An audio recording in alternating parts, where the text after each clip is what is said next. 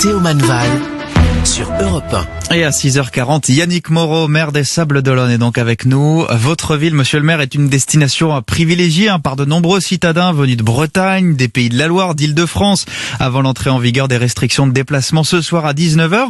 Quel bilan vous tirez de ce week-end? Est-ce que ça a été la ruée attendue sur les Sables? Ça a été un week-end d'une grande affluence, mais comme la plupart des week-ends de Pâques, lorsqu'il fait beau temps, c'est vrai qu'on accueille toujours beaucoup de monde dès que le soleil est là, et là ça fait une semaine qu'il est là. Il n'y a pas eu d'effet majeur encore perceptible de ruée de réfugiés des métropoles vers les Sables d'Olonne, mais on va voir dans quelques jours si l'affluence reste élevée ou pas. 45 000 habitants en temps normal, là, sur les derniers jours, vous pensez en avoir gagné combien? Je pense qu'on était 65 ou 70 000, quelque chose comme ça, parce qu'il y a environ 16 000 résidences secondaires au Sable, et donc il y avait pas mal de résidences secondaires qui ont réouvert leurs volets ce week-end. Est-ce que ça vous porte à croire justement que vous allez servir de refuge un petit peu plus durable pour certains, voilà, pour les 4 semaines de confinement peut-être qui démarrent?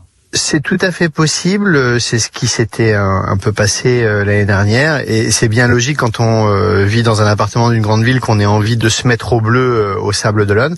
Ça suppose simplement d'être particulièrement prudent parce que il faut éviter la circulation du virus, et quand on vient d'une région plus touchée vers une région moins touchée, il faut considérer qu'on peut être porteur de la Covid et faire attention quelques jours, bien respecter les gestes barrières, et quand on fait ça, les choses se passent bien. Justement, les gens ont le droit de venir profiter du bon air des Sables d'Olonne. Il y a une tolérance jusqu'à ce soir 19h pour les déplacements. D'un point de vue sanitaire, vous n'avez pas l'air trop inquiet. Vous avez eu des alertes ou pas de rassemblements qui auraient pu inquiéter? Je ne suis pas inquiet, mais je suis très vigilant et très prudent parce que, vous savez, les Sables d'Olonne, c'est pas la région parisienne, par exemple, et au Sables d'Olonne, on a un hôpital, mais on n'a pas de lit de réanimation au Sable.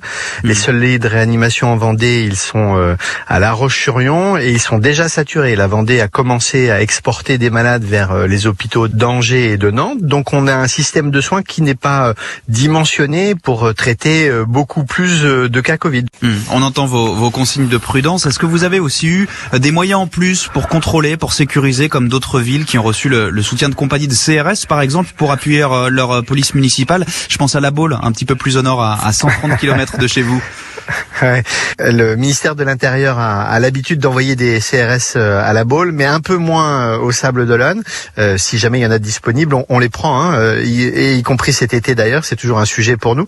Non, nous avons compté sur nos seuls moyens en mobilisant notre police municipale et en mobilisant des médiateurs. Il y avait une quinzaine de médiateurs qui étaient sur le terrain, et notamment sur le front de mer pendant tout le week-end, de manière à encourager les gens à bien respecter les distances de précaution sanitaire, à porter le masque, à faire en sorte que tout se passe bien. D'ailleurs, ils ont reçu un très bon accueil parce que c'est tellement logique que ça se passe de cette façon-là. Vous aviez demandé, vous, Yannick Moreau, à ce que les déplacements interrégions soient limités dès ce week-end de Pâques et même avant qu'ils soient interdits. Vous n'avez pas été entendu? Je pense que ça aurait été très utile de le faire beaucoup plus tôt dans l'année, de manière à limiter la flambée du virus avec les variants. Au mois de mars, si on avait fait ça dès le mois de février, on l'a réclamé, nous, beaucoup, et limiter les déplacements interrégions pour des raisons qui ne seraient pas purement professionnelles, on n'aurait sans doute pas été dans la situation d'aujourd'hui. Et donc maintenant, avec les nouvelles règles qui s'appliquent au mois d'avril, on va assister à quelque chose de comme ça, mais encore un peu entre deux, puisque on nous dit qu'on peut aller déposer ou rechercher les enfants chez les grands-parents. Il y a un message qui est un petit peu brouillé. Ouais. On a lancé un pseudo-confinement avec un week-end en disant non, mais on contrôlera pas ce week-end. Et puis après, on lance un pseudo-confinement avec des possibilités de déplacement. C'est pas très clair. J'espère que ce manque de clarté va quand même produire des effets sanitaires, parce qu'on a vraiment besoin que cette période de restriction de liberté soit la dernière, et qu'on retrouve à partir du mois de mai de nouvelles libertés et une vraie saison. C'est ce qui compte pour nous, une station balnéaire comme les Sables d'Olonne. Des volets qui s'ouvrent justement dans les résidences secondaires depuis quelques jours. C'est pas encore la ruée, mais vous voyez quand même arriver un petit peu plus de monde depuis une semaine. Je me trompe pas, Yannick Moreau, en disant que les indicateurs sanitaires, le taux d'incidence notamment, ont eux aussi commencé à évoluer chez vous depuis une quinzaine de jours maintenant. C'est tout à fait vrai. On a été très privilégiés pendant longtemps avec avec des taux d'incidence très bas au début du mois de mars. On était même à moins de 50 pendant très longtemps, même après les arrivées du Vendée Globe. Vous voyez, quand on fait attention sur les arrivées, ça se passe bien. Mais depuis une dizaine de jours, on est même arrivé à 300 sur 100 000, et donc on est dans la norme entre guillemets nationale, ce qui n'est pas une réjouissance, qui est aussi clairement l'effet des derniers week-ends et de la circulation du variant anglais qui, semble-t-il, est nettement plus contagieux. Est-ce que c'est aussi quelque chose, cette dégradation sanitaire, que vous aviez vu en Vendée lors des premiers et deuxièmes confinements, avec des arrivées venues d'autres régions ? Oui, c'était arrivé, et c'est pour ça d'ailleurs que l'année dernière, dans la période de confinement strict du mois de mars l'année dernière, j'avais même pris un arrêté d'interdiction des locations touristiques, parce que compte tenu de la faiblesse de notre système de santé local, où je vous disais on n'a pas de lit de réanimation au sable et très peu en Vendée, on n'avait pas la capacité d'absorber les poussées épidémiques qu'il y avait à l'époque. Et donc effectivement c'est un risque qui demande à chacun d'être prudent. On peut vivre et il peut y avoir des mouvements de ville vers les zones moins touchées et vers la côte atlantique et vers les Sables d'Olonne, mais à condition d'être très très vigilant et de considérer qu'on peut être porteur du virus lorsqu'on arrive.